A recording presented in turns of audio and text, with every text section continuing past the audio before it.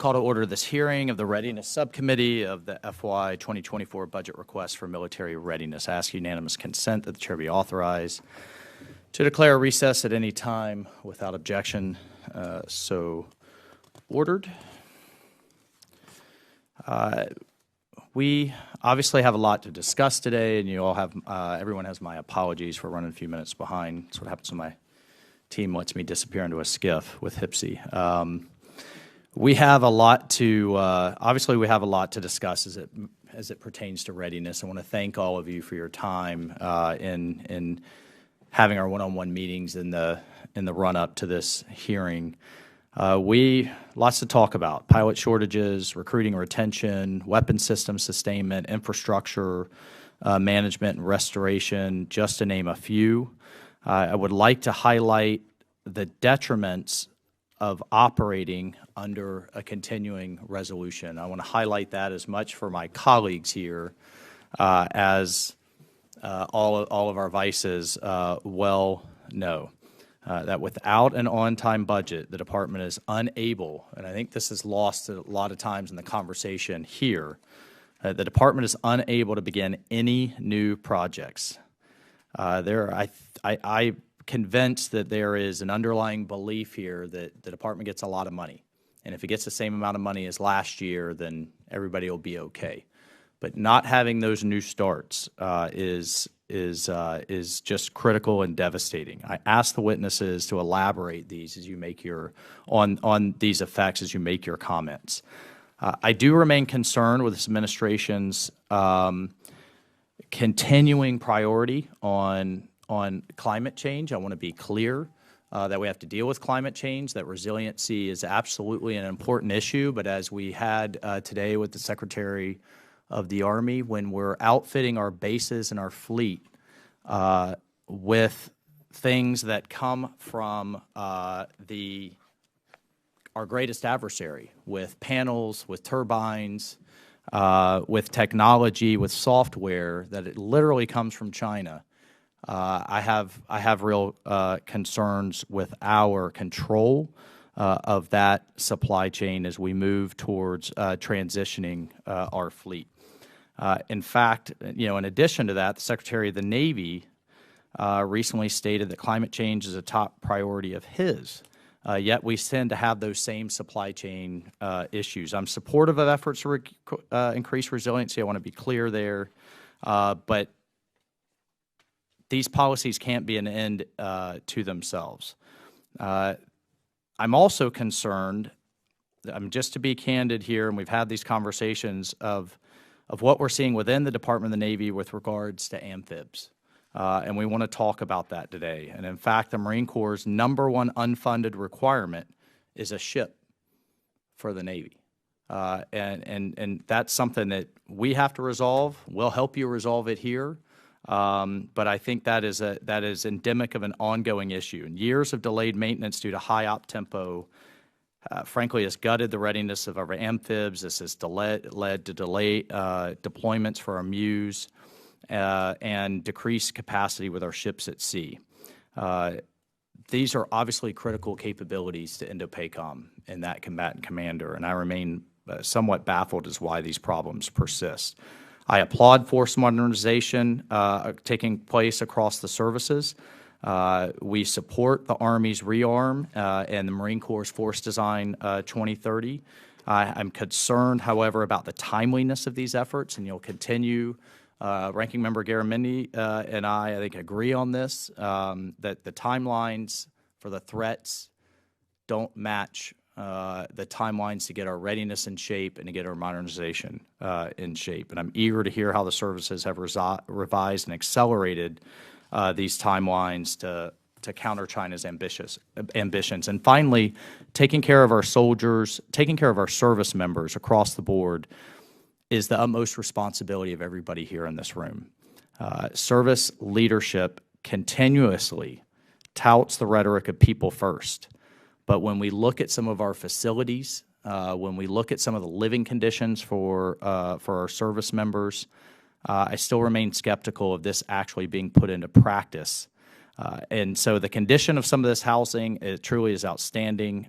It no doubt affects retention. We must provide safe barracks and housing to our service members and put their welfare first to have our budget match the priority. So I just look forward to hearing from everybody here today, and I hand over to you, Mr. Garamendi, for your opening comments. Thank you, Mr. Chairman. Delighted to work with you. I'm pleased to hear your interest and support for climate change issues, and you're quite right about addressing that issue using Chinese materials. That's why we wrote into in all of the infrastructure and the energy issues of the future, very strong Buy America requirements. And so we need to push the American industry into the manufacturing of these systems, from solar panels to turbines and the like. And we can do that. And that's also an issue for the military. Are they buying American-made equipment for their ships and planes, or are they buying others? And complex issue, but a very, very important one. So each year as we prepare for this hearing, I'm struck by the vast jurisdiction of the Readiness Subcommittee. As I often say, other subcommittees get to buy the new, bright, shiny stuff, and it's left to us to maintain it and keep it operating. And so in this subcommittee, we need to pay particular attention to the facilities that support this equipment, that sustain the modernization of the weapon systems themselves, and in which the men and women of the military are trained. So we have an enormous task here. And over the years, both the minority and the majority, as it has changed over time, have paid attention to this issue, as you are, Mr. Chairman, and I thank you for that. Now, we've also learned from Putin's immoral invasion of Ukraine that many of the issues that we have dealt with over the years here, trying to make sure that our military is ready in every way, has brought to the attention and to the forefront many of our concerns. We've been forced to think about the organic industrial base, which was heretofore, not with this committee, but with even the larger committee, often ignored. And so in this budget request, I am finally seeing evidence that we're getting serious about the modernization of the depots, the shipyards, the infrastructure, the bases, the housing, and all of the rest. And we need to continue to push that. I know that you intend to do that, Mr. Chairman, and I hope that the members of this subcommittee will continue also with that effort. Through the media, we've also watched the cost of Russia's other readiness failures for the Russians. We've watched its equipment fail because it was poorly sustained and maintained, and we've witnessed the cost of poorly trained troops, Russian troops. We cannot let that happen, and it falls to this subcommittee to make sure that as we go forward, that we are fully prepared. There's another piece of this puzzle that falls within the jurisdiction beyond the training of the troops, and that is that we have to make sure that the access to sustain the fight is available. And so we'll be working on that also. Now, the Comptroller General has analyzed that the readiness of our weapon systems over the course of years has not been good enough. When we analyze the aircraft type, the majority of the systems in our inventory fail by more than 10% below the Department's own mission capability rate goals. So we have to continue to work on this issue. Cannibalization seems to be the way in which we keep most of the fleet, whether that's an aircraft or it's a truck or a plane or a tank or a ship. Cannibalization seems to be the way in which we keep these things operating. That doesn't work for long. And so we need to pay attention to that as we have in the past, and we must continue to make sure that all of the equipment has the necessary parts and pieces on time when necessary. So I'm looking forward to the hearing today, our witnesses, as they discuss these issues, what they've learned, the lessons they have learned, and it'll be displayed in this year's budget. and we've certainly seen the lessons in Ukraine. More importantly, what we are doing to operationalize those lessons that have been learned from Ukraine and beyond. So, look forward to working with you, Mr. Chairman. Look forward to working with the members of the committee, the subcommittee, and we'll push along. Thank you very much. Yield back. Thank you, Mr. Garamendi. I'd like to again welcome our witnesses and thank them for their participation. Today we're joined by General Randy George, the Vice Chief of the Army, Admiral Lisa Franchetti, the Vice Chief of Naval Operations, General Eric Smith, Assistant Commandant of the Marine Corps, and General David Allvin, Vice Chief of Staff of the Air Force, General D.T. Thompson, Vice Chief of Space Operations. General George, over to you for your opening remarks. Okay, thanks, Chairman. Chairman Waltz, Ranking Member Garamendi, distinguished members of this subcommittee, thank you for the opportunity to discuss the readiness posture of our Army.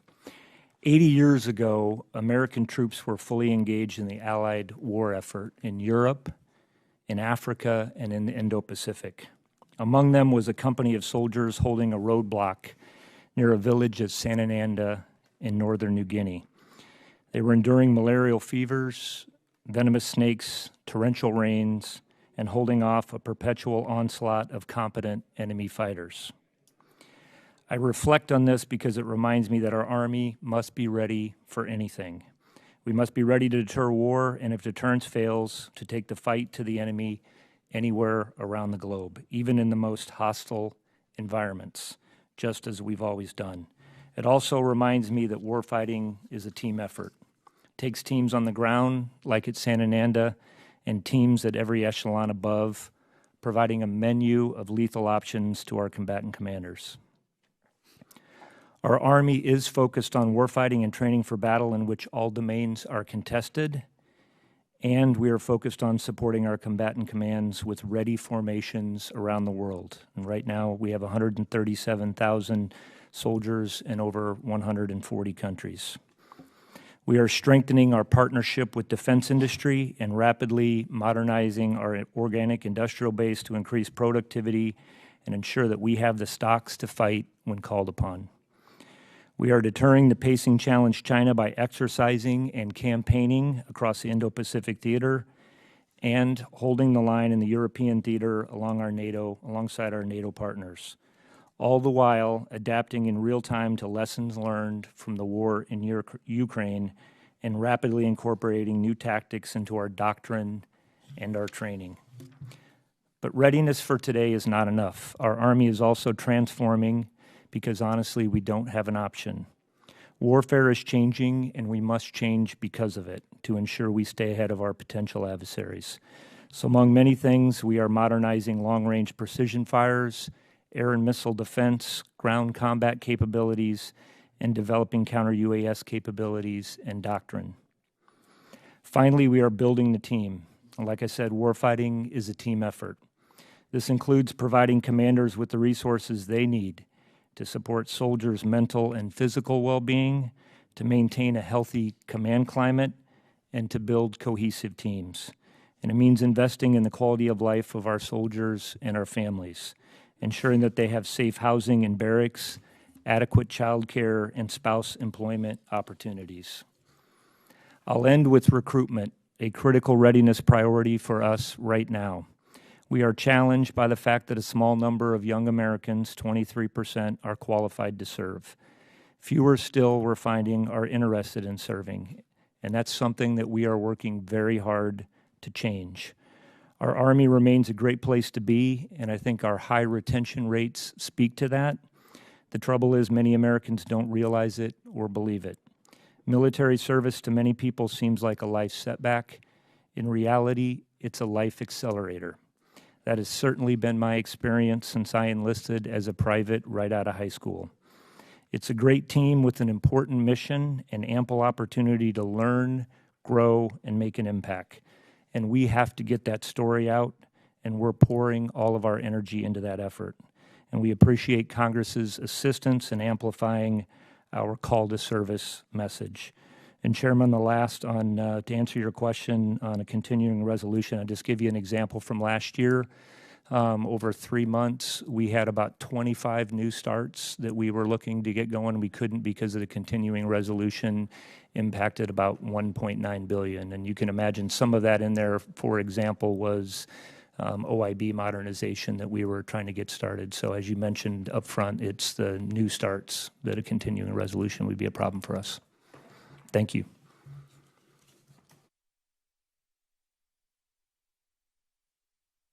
Chairman Waltz, Ranking Member Garamendi, and distinguished members of the committee, good afternoon. On behalf of the Secretary of the Navy and the Chief of Naval Operations, thank you for the opportunity to discuss Navy readiness with you today. The United States is a maritime nation. Our security and prosperity depend on the seas. For the past 247 years, your Navy has stood the watch.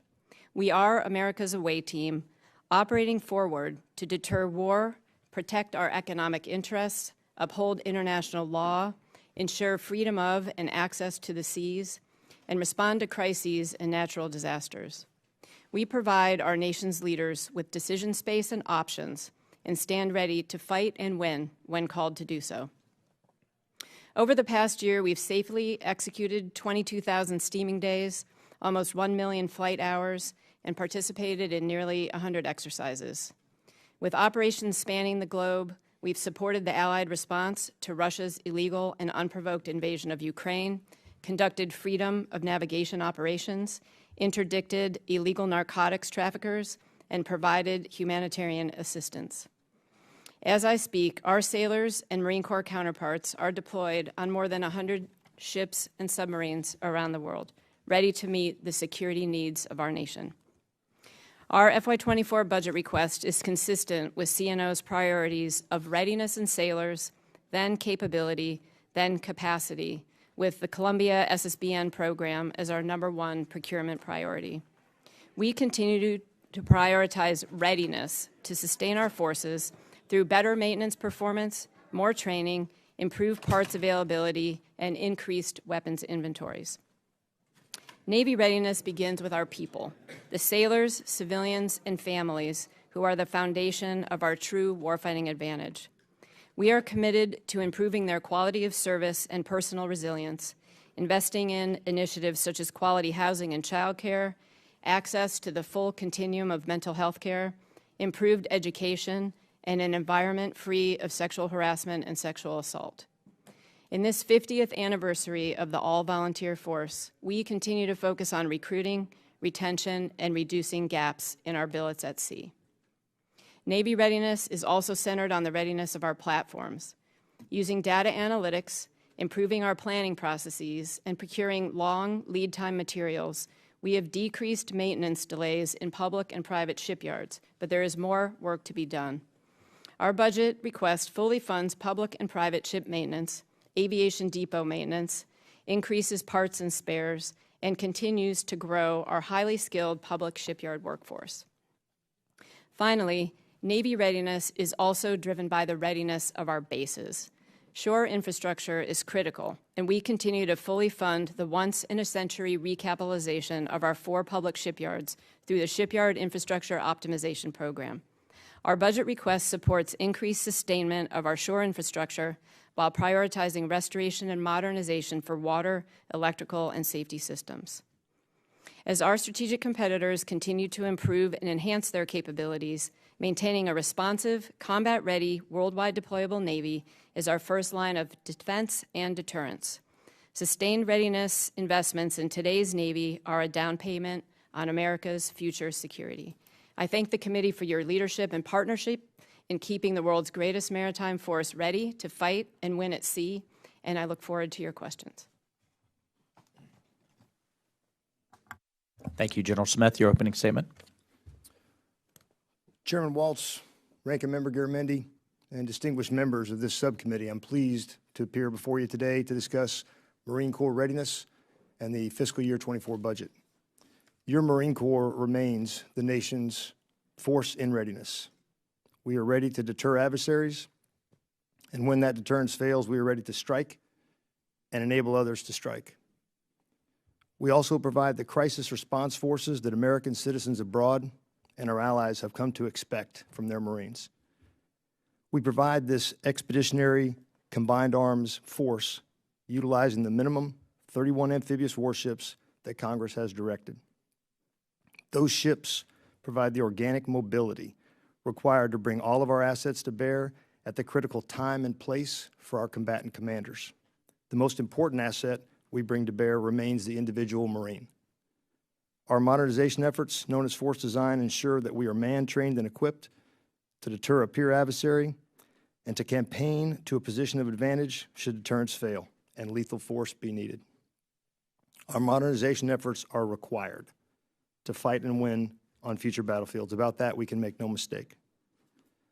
Our aviation readiness has increased more than 10% in the past few years, thanks to the work of this subcommittee to provide us with the operations and maintenance funding we need, and due to our aviation modernization and reorganization efforts. When a Marine Expeditionary Unit deploys on a big deck L-class amphibious warship today, they provide the combatant commander with 66% more fifth-generation aircraft than before we made force design changes. Our efforts to modernize our training and education are bearing fruit as we produce an even more lethal Marine. From our basic rifleman training to our service-level training exercises, we are becoming more lethal. Our new training integrates our joint and organic fires, improved communications, and updated ISR to sense, make sense, track, and destroy targets at ranges and complexities never before seen by our Marine Corps. Our individual Marine remains the most lethal weapon on the battlefield. Our efforts to improve the quality of life of those warriors, to retain them once we train them, are vital and important. Your continued support matters to them and to their families, so thank you. Finally, to your point, Mr. Chairman, I would note that of the past 10 years, approximately 4 have been spent in a continuing resolution status. During NECR, we're unable to improve as rapidly as we might have otherwise done. Our adversaries don't have that problem. Your help to deliver on time and predictable funding to the 18 and 19-year-old Lance Corporals who do the fighting for our nation is sincerely appreciated. As an example, in the past, we had the opportunity to procure our amphibious combat vehicle faster, but were unable to do so because of a CR. That leaves older equipment in the hands of the 18 and 19-year-olds who will fight for us. So the continuing resolution is absolutely detrimental. I look forward to answering your questions, and I'm grateful to appear before you. Thank you, General Smith. General Allvin, for your opening statement. Chairman Waltz, Ranking Member Garamendi, and distinguished committee members, on behalf of our Air Force Secretary and Chief of Staff, thank you for the opportunity to discuss the critically important topic of readiness. We greatly appreciate this body's continued partnership and support in delivering the resources necessary for the Air Force to respond to today's threats while preparing for tomorrow. The events of the past year remind us that global actors have the capability and intent to challenge peace and stability. In the case of the pacing challenge, the People's Republic of China, the speed at which they are developing advanced capability and capacity should serve as a warning for us to act with a greater sense of urgency. We must maintain the necessary advantage to deter them from violent pursuit of objectives at odds with our national interests. Your Air Force is laser-focused on this task. Readiness starts with our airmen, both uniformed and civilian, who consistently prove to be our greatest strength and competitive advantage. Since the beginning of the all-volunteer force 50 years ago, we have been fortunate enough to attract the best of America's youth in sufficient numbers. But recent realities have put this under pressure. As a result, we will likely not meet our recruiting goals this year. We are aggressively exploring multiple options while streamlining processes to attract a broader pool of those talented Americans into our formation.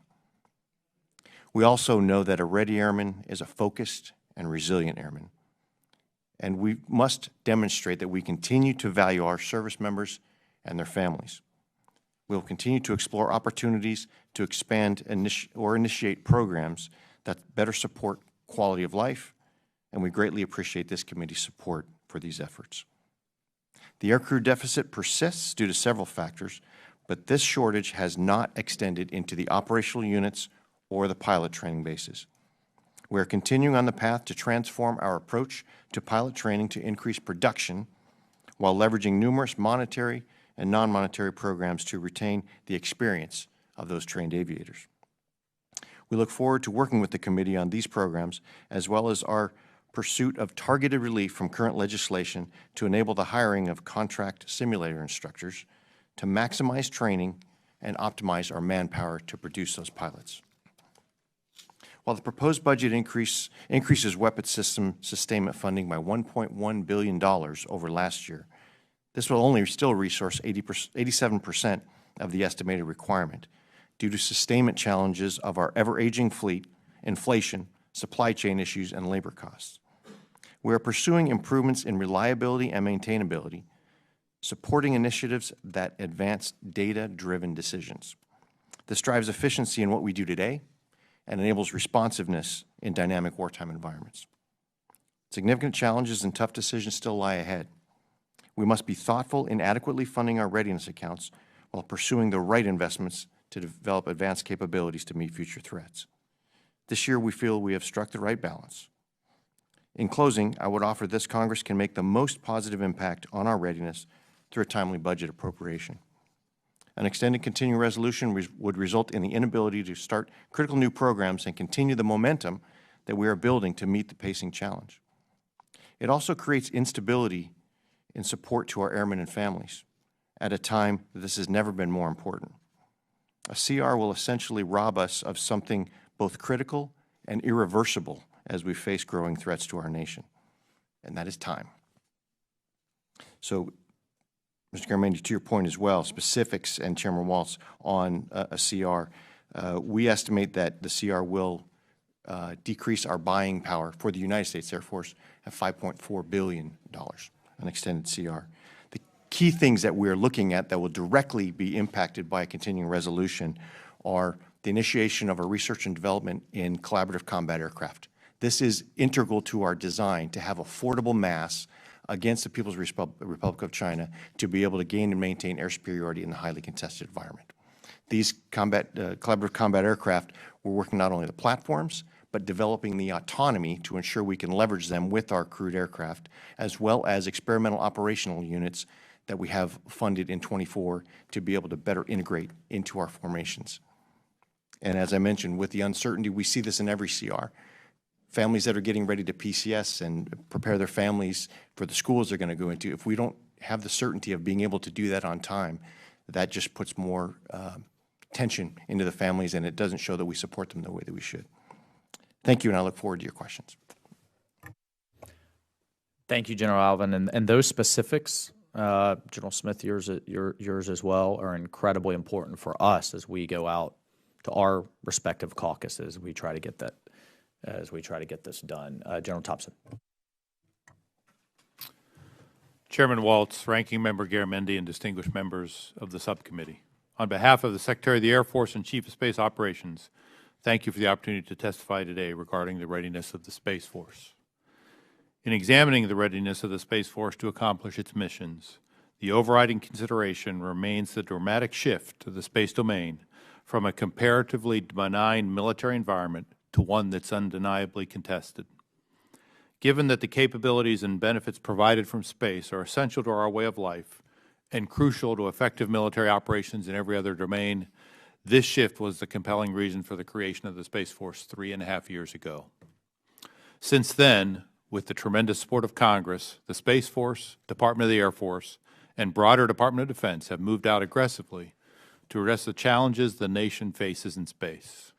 We've begun the pivot to more resilient and defendable space architectures that ensure soldiers, sailors, airmen, and Marines can count on space forces across the spectrum of conflict. We've begun designing and developing satellite constellations that address the migration of missions to space, including moving target indication, domain awareness on the land, at sea, and in the air, key elements of command and control, and the movement of the data and information that enables the joint force in the way it expects to fight in the future. Finally, the Space Force has begun the shift to a new training and readiness approach that I described last year as the Space Force Generation Model. We achieved initial capability for this approach on October 1st of last year. Once complete, it will ensure Space Forces are combat ready against the pacing challenge. While much remains to be done in each of these areas, the main challenges to Space Force readiness today are twofold. The first is creating a combat-ready force that is the first to creating a combat-ready Space Force is an advanced, full-spectrum test and training infrastructure. This infrastructure will be a system of systems that provides test and training opportunities with high-fidelity mission simulators and threats, a professional aggressor force, and a suitable range. It will allow us to validate tactics, test system limitations, and train operators in a live and synthetic environment against a thinking adversary. Without this infrastructure, Guardians would not have defendable systems, proven tactics, or the confidence and competence they need should it come to conflict in space. The operational test and training infrastructure will be a force multiplier, allowing Guardians to maintain and improve our strategic advantage in space. The second primary challenge of Space Force readiness lies in whether budgetary resources will be available in a timely manner to execute all we're planning to do. As I stated previously, Congress has been a tremendous partner in defining and building the Space Force. In each year since its existence, the Space Force has seen 12 to 15% increases in its budget year over year. The 2024 request is nearly $4 billion more than it was in 2023, a 15% increase. In the event of a continuing resolution, that increased budget authority would not be available to meet our needs. This budget request includes at least 17 new initiatives, many of which are focused on this operational test and training infrastructure. Beyond that, new initiatives that were begun in 2023, already delayed because of a continuing resolution this year, are programmed for increases in 2024. As a specific example, the missile warning system that will track advanced hypersonic threats was begun in 2023. The budget for this vital capability doubles in 2024, allowing us to deliver real global capability by 2027. None of that additional authority and none of the new starts required for the test and training infrastructure can be begun during a CR. The President's fiscal year 2024 budget request affirms the DoD and Space Force's commitment to a bold, threat-informed shift. It acknowledges the need for a more robust proliferated architecture, intelligence-driven space domain awareness, aggressive cybersecurity, measured investment in space security, and combat-credible forces anchored in a full-spectrum training enterprise. The most important thing Congress can do to help us in this endeavor is pass an on-time budget. Thank you all for your steadfast partnership and support. I look forward to your questions. Yeah, thank you, General. I'm just going to dive right into. I just have one question. I want to get to other members that we have, since we have votes looming. Can we just go down the line? I'll start with you, General George. What are your current projections for your recruiting shortfalls this year? Chairman, right now we're doing better than we were doing. I would say right now we're probably projecting to be about 55,000. We had set our goal up to be 65,000 this year, which is higher than what we did last year. So that's where I expect we'll be. About 10,000 short. Yes, sir. Admiral? Chairman, we expect to be about 6,000 short, also doing better than we started, but about 6,000 short is our projection. General? Chairman, the Marine Corps will meet its recruiting mission this year as we did last year. Roger that. Semper Fi. The total force, Air Force, will be coming at approximately, on this path, 10,000 short. That's about 3,400 in the active duty, 3,100 in the Guard, and a little over in the reserves, and a little over 4,000 in the Guard. So. Thank you, General. Chairman, we have a little different challenge than the other services. We need about 700 new recruits off the street, but we still need, and will for the next several years, need about 700 inter-service transfers from the other services. And while we're doing very well in recruiting off the street, as the other services have challenges in their recruiting, it becomes more difficult for them to release folks for inter-service transfer. So are you projecting to fall short in those transfers? Don't know yet. We will meet our off-the-street needs. The question will be, working with services, how much can they afford to give us? And we just don't know that yet. We'll need to wait and negotiate later this year. Thank you. And minus the Army, because you're already doing it, in terms of polling and collecting data on why we're in this crisis that we're in. Will all of you commit to the committee to begin collecting data, look at programs, initiate programs to start understanding why this shortfall is happening? So I'm looking at Navy, Air Force. Yes. Yes. Absolutely, Chairman. That's underway and will continue. Great. Thank you. Mr. Garamendi. Thank you, Mr. Chairman. I've had the privilege of meeting with each of the presenters today ahead of this meeting, and I'm going to turn over my time to Ms. Sherrill. Thank you. And thank you all for your service and for your support to our troops across the globe. It's important that we build and procure clean energy sources appropriately without influence and ties to our strategic competitors who use forced labor, conduct intellectual property theft, and forced technology transfers. It can be done. GAF, a national roofing company headquartered in my district, has been able to successfully transition from Chinese suppliers to manufacturing and producing solar panels in domestic facilities in Texas and California, as well as in Southeast Asian nations, including Vietnam, Cambodia, and Taiwan. As we work on increasing our energy resiliency, we need to ensure our armed forces are looking at all energy options available. And General Smith, we had a discussion yesterday about how this impacts logistics. Can you talk a little bit about that discussion and how energy options can improve your logistics challenges? Yes, ma'am. Logistics is the pacing function against the pacing threat in the expanse of the Pacific. As a warfighter, I don't want to move 1 pound that I don't have to move. I want to reserve every poundage of movement for lethality. So if I am, for example, if I don't need to bring diesel to operate a reverse osmosis water purification unit to produce water in the middle of the South China Sea, which doesn't seem to make sense to me to ship water. I want to produce it there, and I can do that via some other means. It's about, for me, it's about lethality, because that 8 pounds, give or take, per gallon, that's 8 pounds of a warhead that I can bring. This is about lethality for us, and anything we can do to move less, and polymer ammo means I can bring more bullets instead of more casings, that is what we want to do, because it is about warfighting and lethality. Thank you for that plug for polymer ammo. We are working on that in my district. And with that, I will turn it back in the interest of time. Thank you. Thank you, Ms. Sherrill. Mr. Wilson.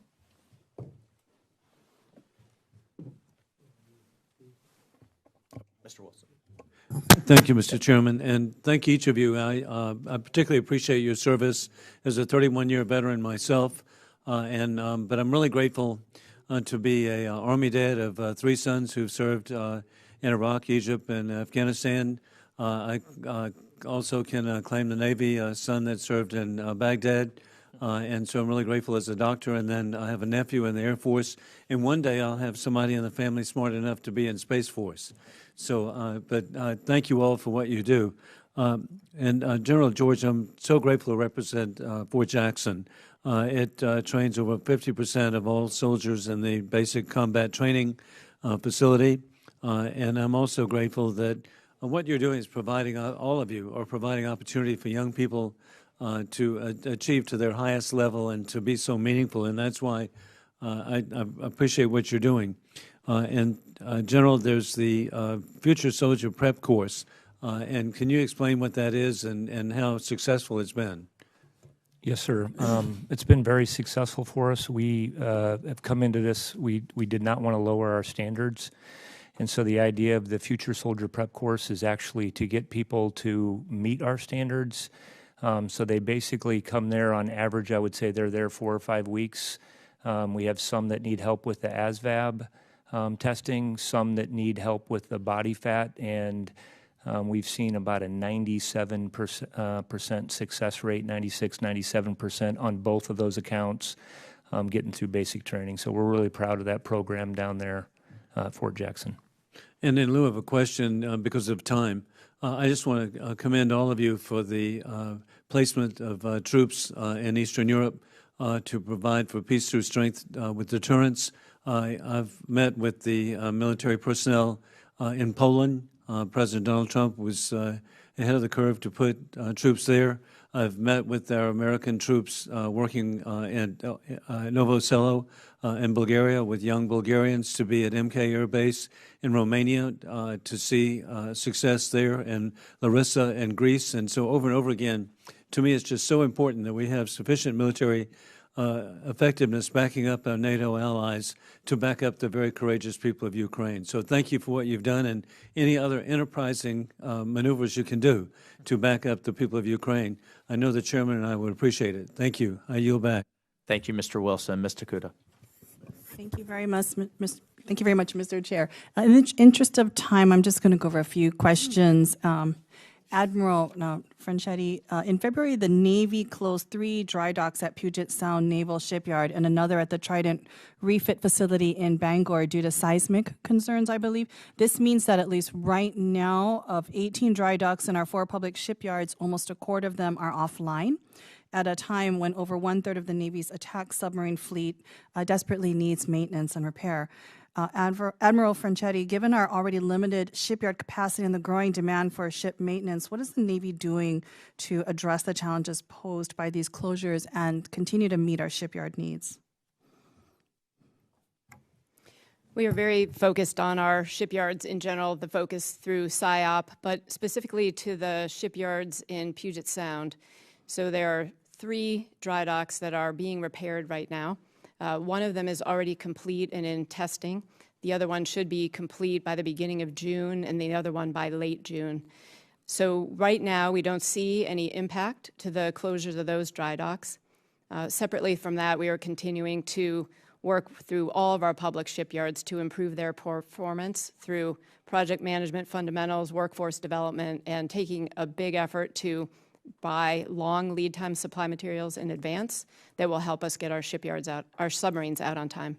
Thank you. That's very good to hear. Related to the SIOP and shipbuilding industrial base, recently you may have heard the Hawaii Department of Land and Natural Resources issued a letter to Navy Region Hawaii about the discovery of an invasive octocoral or soft coral species in Pearl Harbor. What was initially 10 acres when discovered back in August 2020 has now grown to be at least 20 acres and is estimated to be potentially impacting 90 acres.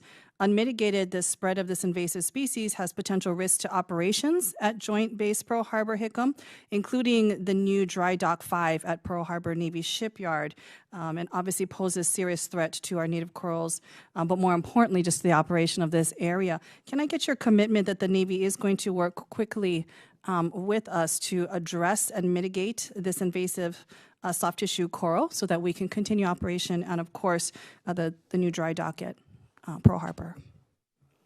Yes, as part of the SIOP program, the Navy's been working with the National Marine Fisheries, all of the interagency to better understand the problem and develop that mitigation plan originally for the 9 acres of this invasive coral. And the cost for that removal effort was included in the MILCON. We're also looking at how do we adopt biosecurity protocols to mitigate any risk of spreading of the coral for any work we do there. Right now, we don't anticipate that there will be impacts to dry dock number 5, but we're continuing again to work, and you have my commitment to work with your team and with everyone to make sure that that does not spread any further. Thank you very much. As you can see, it's exponentially increasing, and we want to get this addressed before it impacts. Thank you. I yield back, Chair. Thank you. Mr. Scott. Thank you, Mr. Chairman. Ladies and gentlemen, thank you for being here. I want to piggyback a little bit on what Ms. Sherrill said just a second ago. Less than 15 days after China flew a spy balloon across the United States of America, Ford Motor Company announced a partnership with Communist China and CATL battery technology. I want to just make sure that none of our DoD funds are going to purchase Chinese battery technology or any other technology that is coming from China. I think that you will see language to that effect coming in the NDAA. We are not going to spend U.S. tax dollars to support Communist China or CATL battery technology. I don't need you to comment on it. I just need you to be prepared for it. And if Ford Motor Company decides that's who's going to develop their batteries, this is America. They've got the right to decide who's going to develop their batteries, but we're not going to buy them. General Allvin, I'm going to focus on the Air Force if I could. 7 months ago, General Kelly, Commander of Air Combat Command, said that he has 48 fighter squadrons, 9 attack squadrons doing the work of 60 squadrons, 3 squadrons short of what he needs. He said he needs 28 fighter squadrons to project power in the Indo-Pacific region, Europe, and the Middle East, 8 squadrons to respond to an unfolding crisis, 16 squadrons for Homeland Defense, 8 squadrons for modernization and training. We're in pretty much peacetime right now as we speak. Do you agree with his assessment? I do, Congressman, and I think the point that General Kelly was trying to point out is not only that we can't just count the numbers, but the missions that those are tasked to do. So those 9 attack squadrons are primarily the A-10 squadrons that aren't as survivable and they aren't multi-role. So that's why we are aggressively, in the FY24 budget, we're asking for 72 fighters, frontline fighters, to include 48 F-35s and 24 F-15EXs, which will enable us to be able to do those missions and be able to compete and succeed in the Indo-Pacific theater. But the A-10s are deployed right now, correct?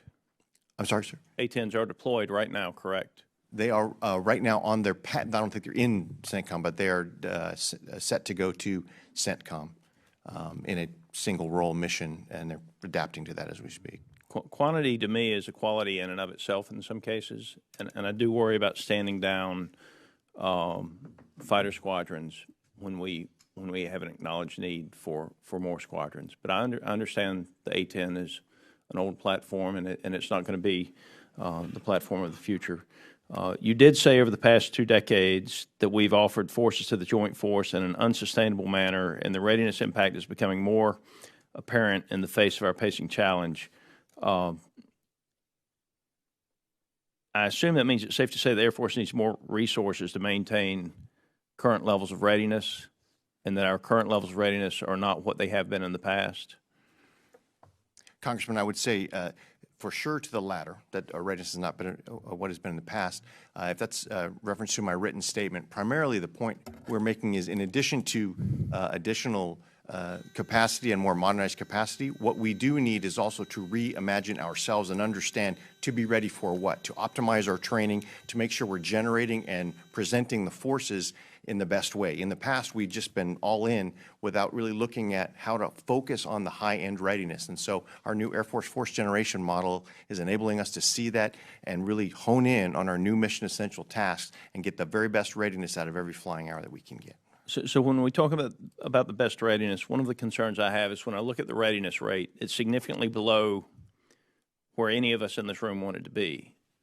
And yet, they're two different definitions of readiness. One of them is able to perform one of the primary missions, and the other one is able to perform all of the primary missions. My understanding is that we're using the definition when we talk about readiness that they're able to perform one of the primary missions, not all of the primary missions. Is that correct? That is correct in some cases. The readiness is really talking about the mission essential tasks, which, as I mentioned, we are rewriting specifically to go against the China threat. So there is both a shortage of being able to do the full spectrum of missions. So if I could, again, it's written specifically for the China threat.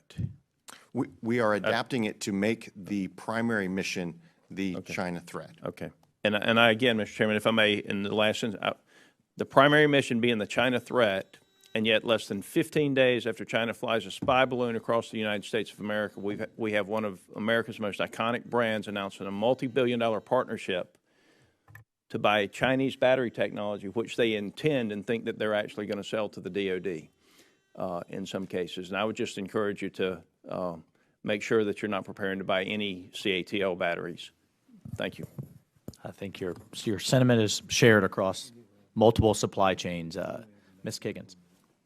Thank you, Mr. Chair. And briefly, I know that votes are happening, but just to echo Mr. Scott about having the corporate buy-in you guys are doing a great job on the ground and with people and weapons and lethality, but getting that corporate buy-in. This is not just a military fight with China, and we've got to get the corporate buy-in as well. So I fully support everything he just mentioned. And also to echo the previous comments about ship repair and shipyards in my district, I'm Hampton Roads, so Virginia Beach, Norfolk, And I hear from those guys all the time about challenges, and I know that's multifaceted too, from workforce to supply chain.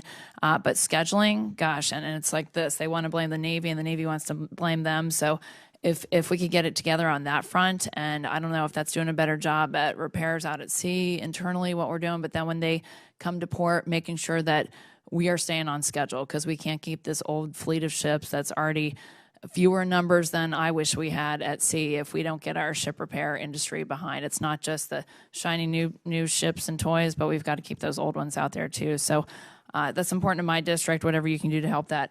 I just specifically and real quick want to ask about pilot training. I've asked about this before, but we know that all of those new toys and wonderful things that we can purchase go nowhere without the people behind us, specifically the pilots, which I know Army, Navy, and Air Force and Marine Corps, all of us.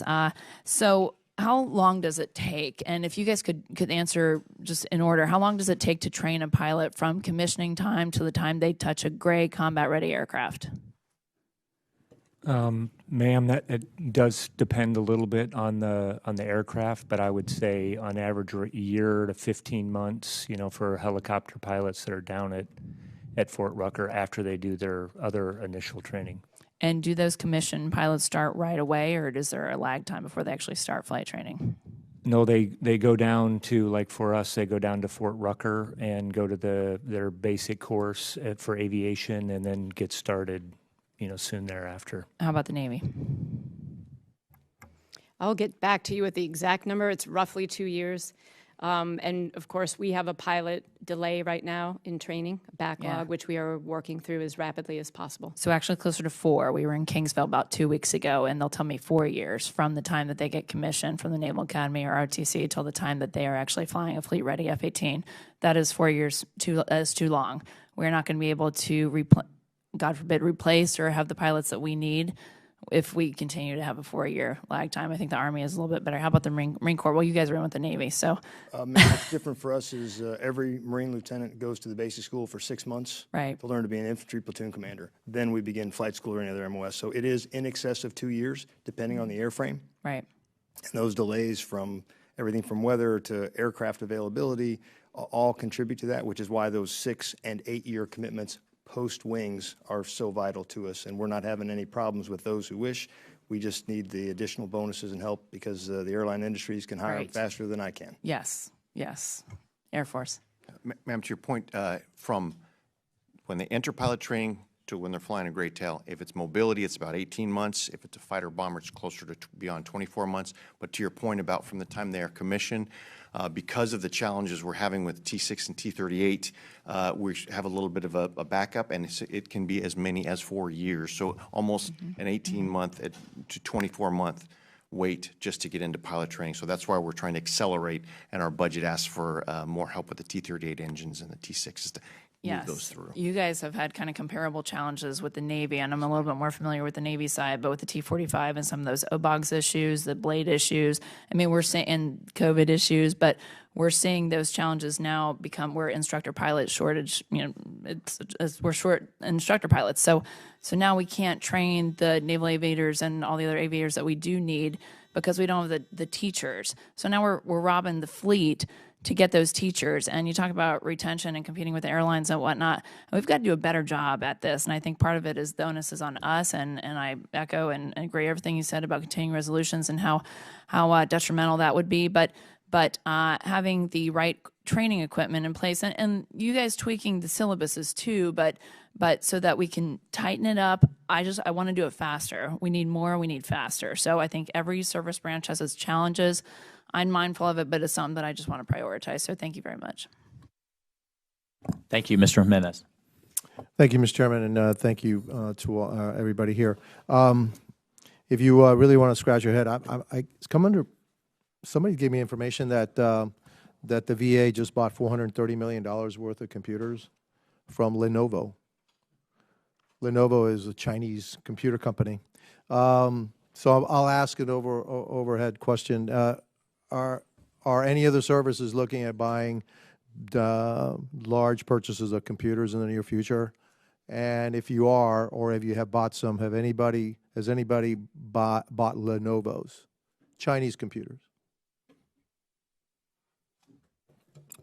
I'm going to have to take that one. I don't know right off. I mean, we do buy tech and computers, but I can't answer that one, sir. I'll have to take that for the I would record. certainly hope that whatever technology you buy, any computers you buy, any printers you buy, et cetera, are American-made and not made in China. Every taxpayer dollar that goes to China is just funding more equipment, more military capability against ourselves, which is ludicrous. So I'll be looking into this VA thing. I hope I'm wrong, but that's the information I'm getting. On the question of pilots, is it fair to say we have more airframes than pilots, or do we have more pilots than airframes? By raw numbers, we have many more pilots than airplanes. Okay, so but you do have a pilot shortage. Is yes or no? Well, we have a pilot shortage in the pilots that we want throughout our entire Air Force. We do not have empty cockpits. So in order to have a healthy pilot a professional force, you need first and foremost the combat cockpits filled, then you need the trainer cockpits filled, then you need the test cockpits filled. And after you fill all the cockpits, then you go to those that our next priority is the leadership. You want the leadership positions filled. And then after you have all those filled, then you go to the staff positions. That is where we are currently absorbing our shortage, is in the staffs. So where you would traditionally want pilot experience, rated experience, we're manning those at somewhat less than 70%. So we are not sacrificing our frontline units. But if this sustains over time, then we will have a sort of a misshapen force where you won't be able to have professionally developed enough of the rated membership to provide that expertise and the leadership at the higher level. But for right now, we have not had any of our combat training or test cockpits go empty. What about reserve units? Have you looked at expanding reserve units or adding reserve pilots to the force? Frankly, the reserves are having about the same issue that we are having with respect to shortage overall. Now, I believe as we are in the active duty, we are advantaged by retention, but in our total force, we're disadvantaged because as the retention in the active duty goes, a large part of their sort of business model in the Guard and Reserves is those who want to continue to affiliate with the military will go from the active duty to the Guard and Reserves. And so oftentimes when the retention becomes poor, people still want to stay affiliated with the Air Force. The Guard and Reserves will get a little bit healthier. But as of right now, they're feeling about the same pain as we are. Your reserve bases, are they based in large urban areas where you would have a good, I guess, a pool of folks that may be wanting to be are interested in serving in the reserves? I mean, if you have a reserve base somewhere in the middle of nowhere, it's hard to find, I guess, reservists that actually live around the area. So how do you make your basis on reserve bases versus active bases? For the most part, we take advantage of being able to leverage both historical old fields, which used to be active duty. So some of them they're just they're sort of godfathered from or grandfathered from being existing old active duty air bases and take advantage of the infrastructure there. Those are the ones that have been around 30, 40 years. Oftentimes what we have now is the associations we have reserve members flying on what are sort of owned and maintained, these classic associations by the active duty. So it really is a mix of those that are just on active duty bases. I'm trying to go through my head and see if there are any remote, very remote and isolated reserve-only bases, and none come to mind, frankly. Fair enough. Okay, I guess most of my time is up. I yield back. Thank you, Mr. Jimenez. Thank you again to our witnesses. Obviously, the vote schedule is getting in the way of a more fulsome conversation here, but I think if you hear a theme, obviously it's a real concern about the recruiting crisis that we're in, and I know you share those concerns and are getting after it. And secondly, though, I'm just not sure the department is an institution, and all the way down through the services and through our contracting officers are really looking at the supply chain issue. And I think you're hearing bipartisan concern across the board and having that supply chain surety. One, having visibility on it, but then two, driving our practices along those lines in a systematic way. I think the committee, and I share I think I can speak for Mr. Garamendi here, looks forward to working with you on that. I hope that's something that the services and the department can get ahead of. rather than really being driven by this side of the foxhole, because I certainly look forward to hearing what you're doing in that regard as we move forward through the defense bill. With that, hearing is adjourned, and thank you, genuinely thank you again.